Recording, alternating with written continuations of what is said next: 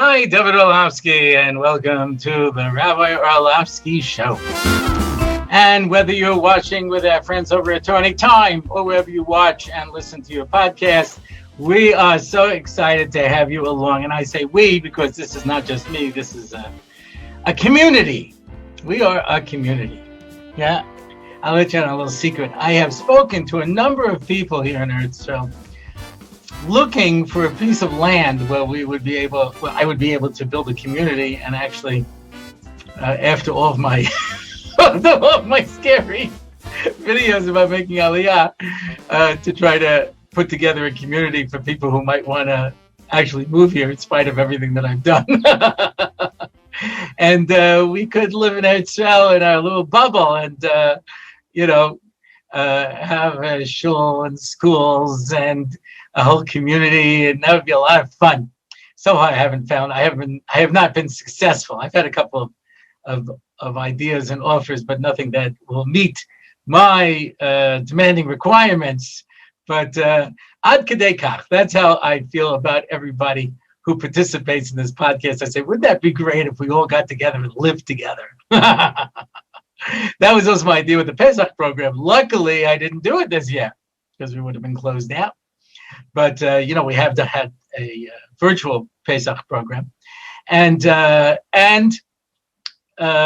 this is a communal effort. And so I say to my community, Mazel Tov to everybody as we begin our third year.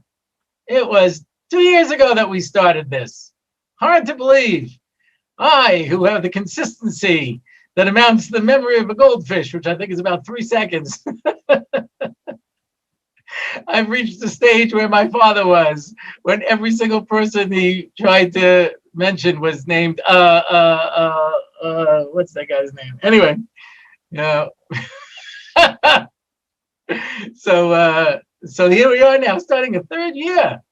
And a special shout out to our producer, Michael, who puts in hours of work to make this thing look professional, because that if I was doing this on my own, it would basically look like a hostage video. Please come and save me. They're going to kill it. Anyway, so Baruch Hashem, a big shout out, Hakar Satov. And I'm speaking on behalf of the entire community when I say this. So what can I say? It's such a tremendous thing, and I've mentioned this many times, that Rabbi Shapiro always said to me, if you can do anything today that gives people chizuk, then you have to do it. And so I got an email. My name is Tzvi Markowitz, and I live in the US of A. I think that's America. I just wanted to say that I watch every single one of your shows and absolutely love them. Love is in capitals, followed by 3 exclamation marks. Full disclosure, I do too. I actually afterwards sit down and watch the show and I say, my gosh, this is so much fun. Not to mention how much content there is. I'm always shocked that I managed to get in as much content as I do. Yeah. Some shows, other shows, I'm so busy just talking. I was recently watching episode number 71, where you announced a new theme song and spoke about seminaries being too expensive. I heard that in the beginning of the show, you gave a shout out to a girl who emailed you. I was wondering if you could do the same for me in the next episode. No, I'm sorry, Tzvi, I can't. Okay. Another thing that I haven't done in a long time, I don't remember if I can't remember anymore if I ever gave my recipe for onion soup. I just made it last night for my grandson's upsharing. My daughter and son-in-law have twins, and that is no easy accomplishment. And there was an upsharing for the boy twin, Dovid, yesterday. And my daughter asked everybody to make one special dish that they were very good at, and I was chosen to make the onion soup. This was by request. So I don't know if I ever said it or not. I don't know. A large pot, by which I mean 8 quarts, 10 quarts even. 6 to 8 onions, depends on the size of the onions, sliced into rounds. little bit of olive oil. You got to keep it to a minimum because you have to remember it's a soup and you don't want it to be oily. I have been in yeshivas where you could put a wick in the soup and recreate the Hanukkah miracle. So not too much oil, a little bit of olive oil. And break up the onions into rounds, you know what I mean? Pop them out. Yeah. Put them into the pot and brown them up until they get very brown. Be careful you don't burn them, but you want a deep brown. A little flour. I use white flour. Presumably you can use any flour. It's just a thickener. And you stir it up until it makes mamash a paste. Now I've changed something that I used to do, and that was actually something I picked up from a cookbook once, and that is you spice the onions before you add the water. Usually I just add the spices to the soup. So salt, I happen to use kosher salt, which is better than trace salt. No, that just means thick salt, yeah. And sprinkle some of that on, and I use some black pepper and some curry. I find the curry gives a little bit of a color, and it's nice. Anyway, and you mix that all together until it makes like a thick paste. Add a pitcher of water. When I say a pitcher of water, I'm saying 2 quarts. Stir it up, dislodge whatever's stuck to the bottom of the pot as best as you can. Use a wooden spoon if you have one. If not, use a plastic spoon. If not, put on a very strong glove and use your hands. But anyway, mix it up until it starts to bubble. When it starts to bubble, I take 3 medium red onions, and these I like dice them. I don't, not dice them finely, dice them into large pieces. And I add that in with another 2 quarts of water. I stir it all up together. Wait till it comes to a boil. And when it comes to a boil, I then add either dry red wine or dry white wine, depending on which one you have in the refrigerator. This is a thing. How much do you add? You go like this, glug, glug, glug, glug, glug, glug, glug, glug, glug. And that's how much you add. Unless there's a little bit left in the bottle, then you go glug, glug, glug, glug, and you just fill it in because what am I going to do? Save a tiny little bit of water. Anyway, I do that with most spices. You sprinkle in a certain amount of paprika, a certain amount of garlic, and then if there's a little bit left, you add that in too, because I stick it back in the. Those people who put back the milk with like this much milk left in it. Come on. Anyway, see, there's no more room left in the cup. All right, so take a sip and add to it. There's that. Gosh, you ever take out the milk and there's 1 drop left? You're like. Now in America, it's not so bad because you use cartons. They actually brought them here, in Israel, but for many years we only had plastic bags. So like to take out the plastic bag and put it in another plastic bag and cut it open. That's a whole procedure. So you stick back the whole milk container with the empty plastic bag with a drop of milk back into it. Yeah, I have to be done the kapschus. It could be people are just so machmir on baltashchis, they're afraid of that milk going, and I don't think so. It's because people don't like to have to change the milk bag. Anyway, and then I add a leek. How long a leek? Medium leek. Yeah. If you don't know how to prepare leeks, you can go someplace else. But first, you pull out all of the yichi leaves. You cut off the top of it. You cut off the bottom of it, and then you have to slit it lengthwise and wash it briskly under the water and check. Make sure that you've removed all the sand and that you've removed all of the bugs. Yeah. How exactly you're supposed to check for it, etc. I don't really know how to explain it where you live. Please consult your local bug authorities. Yeah. People say to me, I don't like to bug the rabbi, but find a bug rabbi and then you'll be fine. And then you slice them up into what would be rounds if they were attached, but they're half rounds, and sprinkle it on top. Yeah, I don't know if we said we had another pitcher. Yeah, another pitcher of water, and bring it back to a boil. And at that point, you'll see, let it boil down a little bit. Check the spices. You may choose to add another pitcher or not. That's up to you, of water. But just check the spices, yeah, and spice lightly because you can always add salt. Very hard to remove it. Okay. So that's good as we're going into the winter. That's Yiddish, by the way, for those of you not familiar, like I am.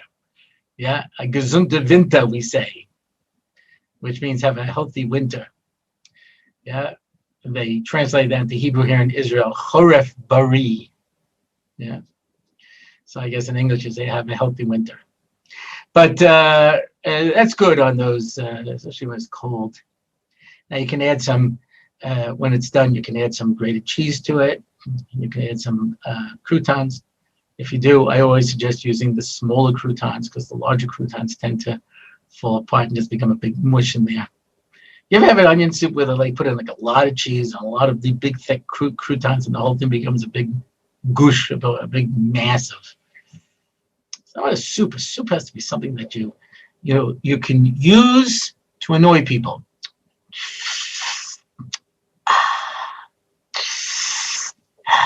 Right? Okay.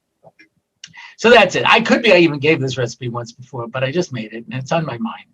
And that's it. It's the 3rd anniversary show. I can't. Not everybody is like Svi who watches every single show. I've had emails from people who told me I've watched every show multiple times.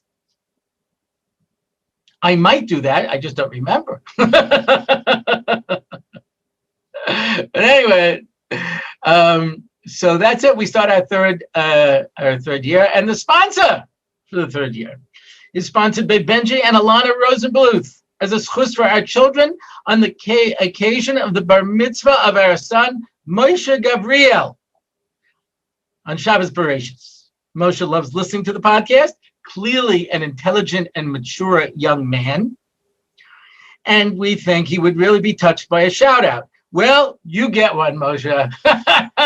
Mazel tov, mazel tov. And I will share with you what I often say to a bar mitzvah boy, and that is that until now you have been the epitome of evil. Because you don't get your Yetzirah Tov until your bar mitzvah, which means there is nothing in this world more evil than a small child. And if you don't believe me, I'm prepared to name names. But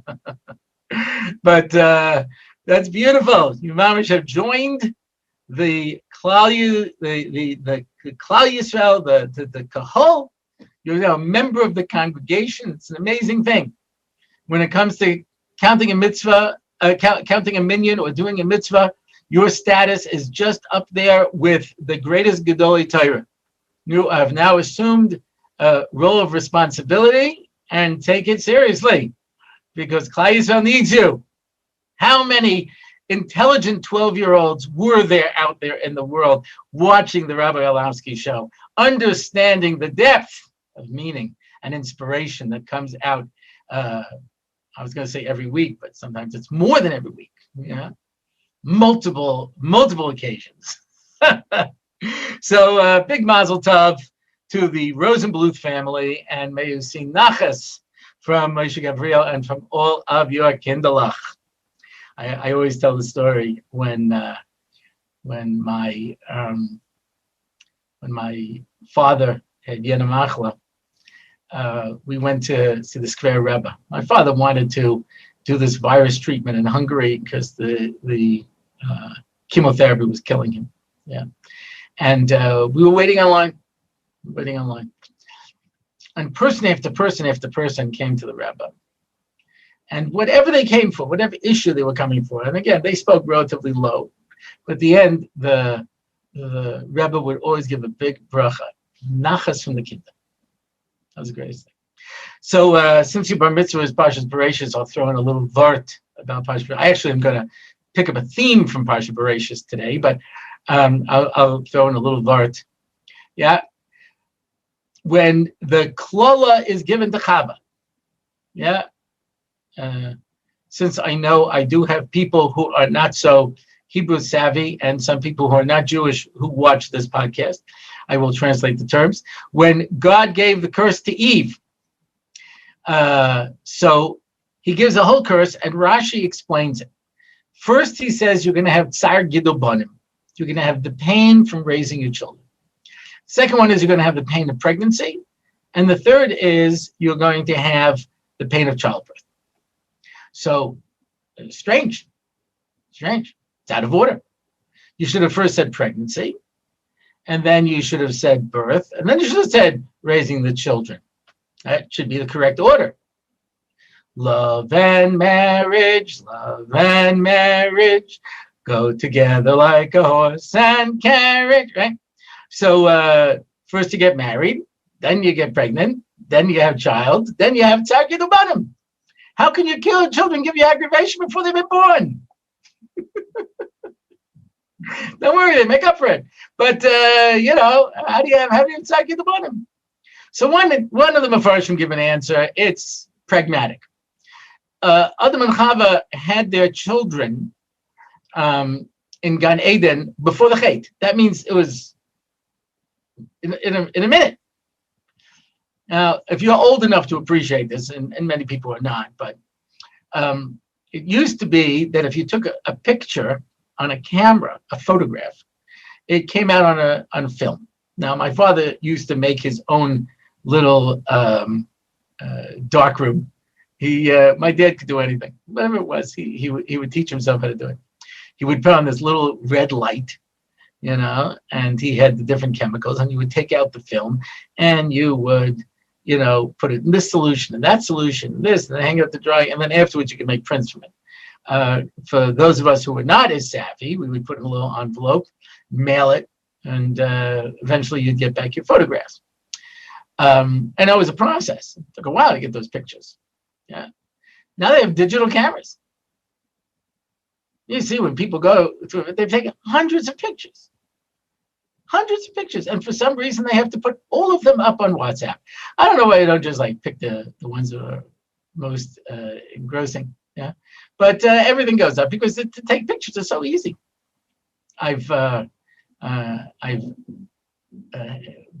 Freeds used to bring me along to trips in Europe, and everybody had this little iPad, and they were just every place they went, they were taking pictures. Boom, boom, boom, boom, boom. Hundreds of pictures. It was nothing. When I was there, and you had a roll of film, 12 pictures, you had to be more discriminating what you did with it. Yeah. But now digital, it's digital. So when Chava gave birth in Gan Eden, it was digital. Yeah, it was out it came. Yeah, there was the kid. So there was no pregnancy and childbirth to speak of. Yeah, it happened like that.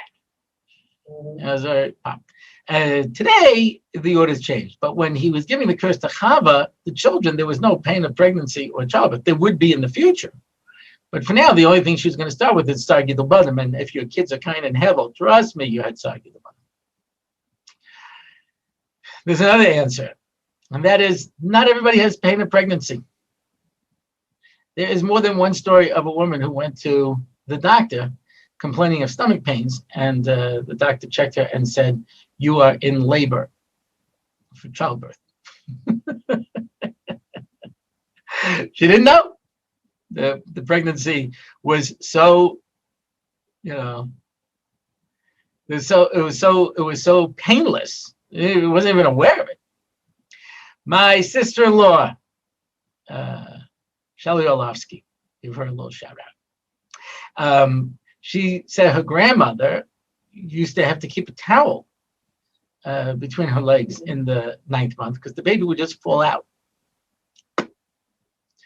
So not everybody has pain of pregnancy, not everybody has pain of childbirth, but everybody has Sar Gidul Banim. So that's why when the Square Rebbe would say to everybody, nachas from the kinder. Oh, what a tremendous bracha. So Moshe Gabriel, I'm sure you will be a source of nachas to your parents and to all of Klai Yisrael. Okay, my gosh, I've had such time to relax. They're going to be lifting the closure soon in Yerushalayim. I managed to find somebody to cut my hair anyway because it was getting somewhat unwieldy. In fact, I actually sold it to a sheitel macher. So if you want the Rabbi Orlofsky look. Anyway, but yeah, you think I'm kidding. You'll see some woman going around with a big white beard and you'll think, oh my God, she got the Rabbi Orlofsky look. But anyway, be that as it may, what do I want to talk about? Well, This is the beginning. We start the Torah over again. Pashas Bereshis. We start the stories. Yeah. The first two parshios. There's not even a Jew in the story. Bereshis and Noach. No Jews. Avram Avinu is born on the Hebrew calendar in the year 1948. Coincidence? Yeah. Anyway, but it is cool. I've pointed this out in the past. Sometimes there are coincidences that are just so cool, you just have to point them out, though they are of no particular significance. For example, if you made a gematria out of the ABC, A being 1, B being 2, C being 3, yeah, D being 4, then the word G-O-D, D being 4, G being 7 is 11, O being 15 equals 26. G-O-D in gematria of the ABC comes out to the same gematria as Yud-K, Vav-K. Doesn't make a difference. Totally insignificant. There's no concept of making a gematria out of the ABC. But it's one of those cool coincidences that just add a little flavor and texture to our lives. Yeah. All right. So the first two parshios is not even true. So I wanna use a phrase, and this is a phrase that the Chachamim use a number of times in the Gemara in different contexts. And the phrase is Kol Hascholos Koshos. I know I've quoted this in the past. All beginnings are hard. The Gemara in Pesachim says that if you take a psia gasa, you take a big step, you lose 1/500th of ma'or einov, the light of your eyes. Pash is talking about you lose some of your eyesight if you take a large step. So ask Tosfos, in that case, 500 steps, you'll go blind. Right? So he gives two terutzim. One is Zeno's paradox. Those of you who are familiar with Greek philosophy. Zeno's paradox, like all paradoxes, are things that sound like they make sense, but they really don't. Right? You have to look to see where the paradox lies. Like when a kid says, "I have 11 fingers," right? 10, 9, 8, 7, 6, and 5 makes 11. Yeah. That's a paradox. You might not figure it out right away. It's a trick. But Zeno's paradox is that if I have to walk from here to the end of the room, I'll never get there. Why? Because in order to get there, I first have to walk half the distance. And then I have to walk half the remaining distance. And then I have to walk half of that remaining distance, and half of that distance, and half of that distance, and I'll keep walking half distances, and I'll never arrive at my destination. So it's a paradox because it sounds cute, but we know it's not true. Yeah, so it makes it a paradox. Right? Also, when a cardiologist meets an oncologist, it's also a paradox. But anyway, so the Tosfos says like this: you lose 1/500th of your eyesight. The next big step, you lose 1/500th of the eyesight you have left. Then the next step, you lose 1/500th of the eyesight you have left, and you keep losing only one portion of what's there. So you'll never run out completely. The other one he says is, it's only the first step. It's only the first step that you take, if it's a psia gasa. Why? Because it doesn't matter what you do after that. Kos chos koshos. Starting is always hard. Starting is hard.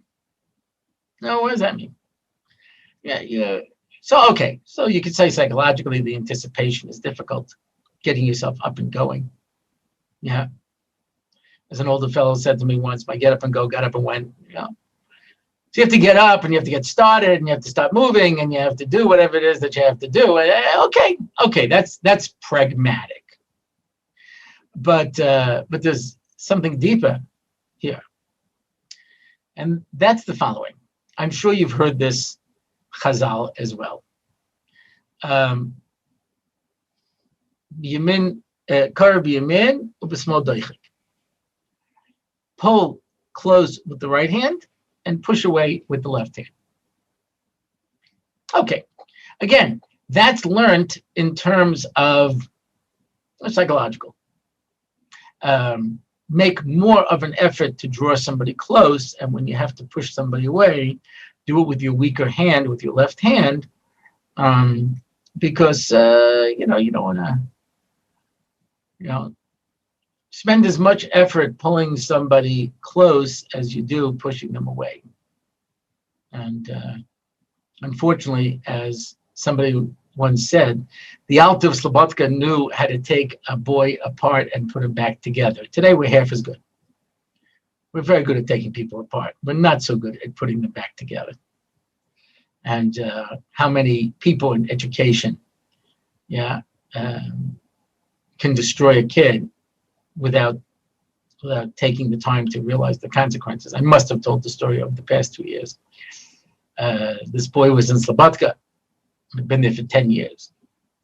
And now the Bacha gets a kosher aliyah. And he got a not kosher aliyah. He was called up to the Torah for not one of the more important aliyahs. So he knew that the Alta was behind it because the Alta was behind everything in Slobodka. So he says, Rebbe, are you upset at me? He says, why? He says, well, I didn't get one of the better aliyahs. I assume there's a reason. He goes, you got an aliyah at all? A Bal Gaiva like you? You egotist? Hey, they gave you an aliyah? Wow, I'm shocked. He says, Rebbe, what did I do? He says, oh, you don't even know. He says, no.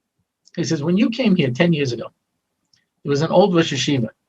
He was starting to lose his faculties. He was getting old. And he didn't realize it was Shabbos. And he went to put on his tefillin, and I told you, go over and tell him it's Shabbos. And as you walked over, you had a smile on your face. You can laugh at somebody who even broken, you can't come up to his ankles and you're going to laugh at him? He says, Rebbe, you're right. I'm sorry. I did forget. I'll work on my gaiva. I'll learn Musa. He says, but Rebbe, that was 10 years ago. Why didn't you say anything till now? He says, it took me 10 years to build you up to the point that I could say that to you. You have to know whether the person's ready to hear it. So as much effort as you're going to put to push away, you have to put a lot more effort to pull close. But there's a deeper idea. And that is, as we know from the spheres coming out of Sukkot, we know the Ushpizin correspond to the spheres. If you paid attention on Hoshana Rabbah, each of the little psukim you say after each Hoshana, one is Chesed, one is Gvura, right? Netzach, Hod, you see the spheres over there. And you know that the spheres represent parts of your body. Your right hand is Chesed and your left hand is Gvura. One is Midas HaChesed and one is Midas HaDin. Olam Chesed Yiboneh. The world was created with chesed, with kindness. There is no way in din to create the world. And that's why the Rashi at the beginning, when it says, because Baruch Hu wanted to create the world in din. Of course he couldn't create the world in din. There's no way to create the world in din. Din means justice, getting what you deserve. How can someone deserve to exist before they exist? It doesn't make any sense. You have to earn that right. So no child, when a child says, I didn't ask to be born, well, yeah. Who exactly was I supposed to talk to about it? I decide to bring children into this world as an act of chesed. That can't be din. So to be Borei, to create, creation is always chesed. Gvura is din. That means controlling it. Shakai sha'ama dai. God says, stop. In other words, the world would just keep going and going and going. And if the Mabul, the flood, teaches us one thing, it's too much of a good thing. It's not a good thing. Yeah. Anybody who has overeaten over this holiday season knows that too much of a good thing is a bad thing. So you have to have din to temper the chesed. But all gvura can do, all din can do, is maintain, hold back, gvura, control. A gvura can't create. You can't create with your left hand. Yeah, you have to create with your right hand. It's the midas hachesed that creates.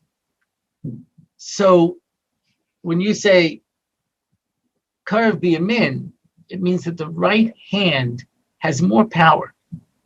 And if I want to bring you close to me, if I want to create something, if I want to build you into a person, the only way to do that is through chesed. I can only do that with the right hand. To push away, I can push away with the left hand. Once something exists, I can control it. But I can't control something that doesn't exist.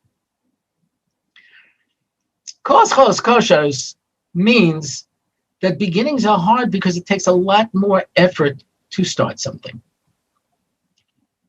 And therefore, as Tosfos and Pesachim says, that first step starts the process. That gets things going. And you have to ask yourself, right? Sof ma'asev machshav tchila. Before you create something, you have to think. What is it I want? What am I trying to accomplish? I've told the story, I'm sure, many times already. I was at a Shabbaton, Shabbos Mincha. The fellow in charge says to me, it's a very successful Shabbaton. I said, really? Why? He says, well, we have a lot of students and they're having a great time. I said, was that the purpose of the Shabbaton? And he says, I don't know. What is the purpose of a Shabbaton supposed to be? I said, Shabbos Mincha is the wrong time to ask that question. I'm almost positive I mentioned this recently. Yeah, Alka-Seltzer had a whole bunch of really successful commercials, and they were very entertaining, and they won all kinds of awards. They just didn't sell Alka-Seltzer. So you have to ask yourself, what is the purpose that you're trying to do? So before you create something, you have to really put a lot of thought into it. What is it I'm trying to do, and why? They have a fancy word for this in the business world. It's called a mission statement. What am I trying to accomplish? Let's establish our value system before I sit down and start making decisions. The first step you take will determine the rest of the journey. And there's a Chinese proverb that every great journey begins with one step. Or to quote Bilbo Baggins to his nephew Frodo, be careful when you step out of your front door, because the road that runs through the Shire leads to the lonely mountain. How true. You make a decision. And so, obviously, you decide to get married. That one step is going to set into motion a whole bunch of other decisions. You decide to have a child. That's going to have a whole bunch of decisions. You decide to move to a particular town. You decide to make aliyah. You decide to become frum, speak to Bali Tshuva. When they have to sit down and make that decision, and that decision, once you do that decision, everything else follows in its wake. You've set into motion a process that has so many other things, but the first decision is the hardest. I moved to Swirl some 32 years ago. I had to make a decision which school to send my kid for kindergarten. A couple of different schools. And once I chose my school, all my other decisions were made for me. I knew which newspaper I read. I knew which hashgach I was allowed to eat. I knew what people I could associate with. Everything else fell into place. But it's that first decision. That first decision. Kos chalas kosher. So we're starting our third year. Wow. And it's interesting that I have received a number of emails over the past few months with suggestions of what to do with the show, besides what I always do. Yeah, someone said I should have add segments to the show.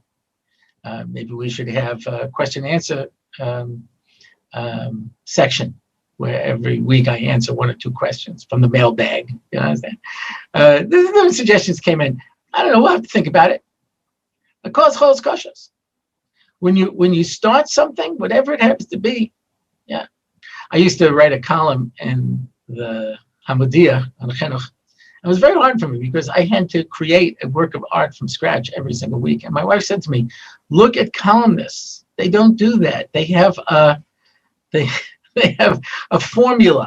They do this, they do this, they do this, that." Yeah, there's no way to keep grinding out columns if each week you're trying to basically, write, a masterpiece essay. Yeah, that's why I stopped writing columns. But it is an interesting thing. So kosher. So I want to leave with one last message to my friend Moshe Gabriel, and that is the following.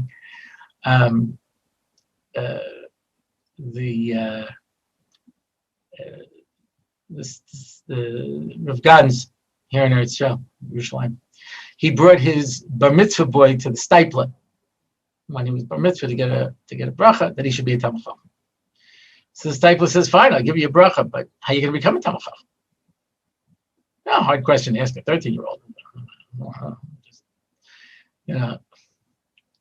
So he said, "You're 13 years old?"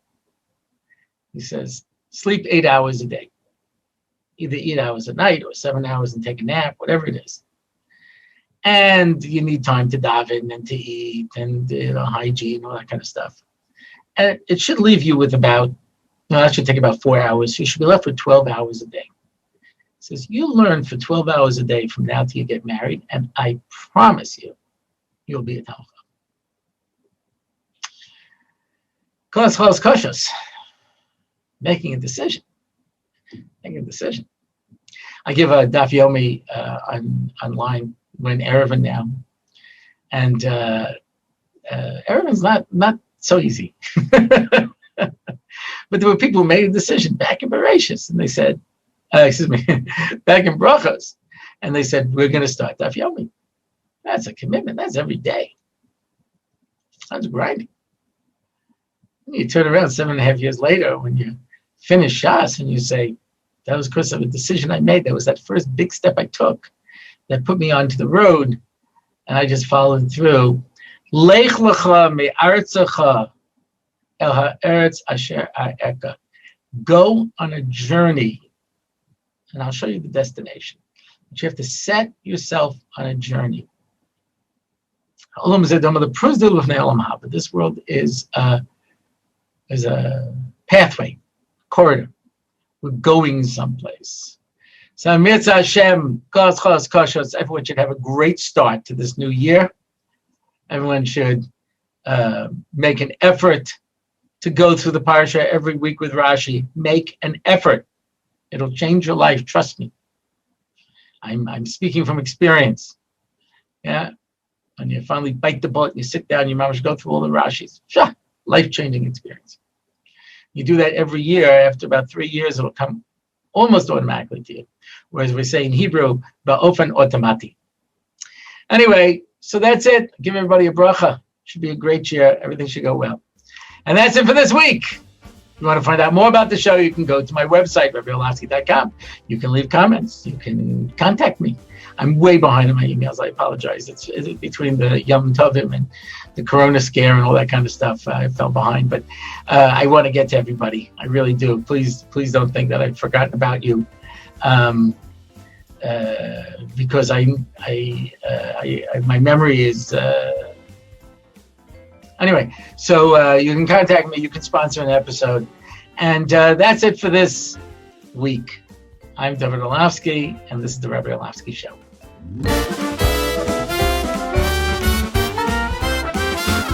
It's the Rabbi Orlofsky Show. Torah and Simcha, ready to go. The Rabbi Orlofsky Show.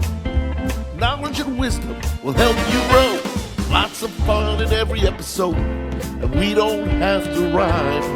No, we don't. It's the Rabbi Orlofsky Show on RabbiOrlofsky.com.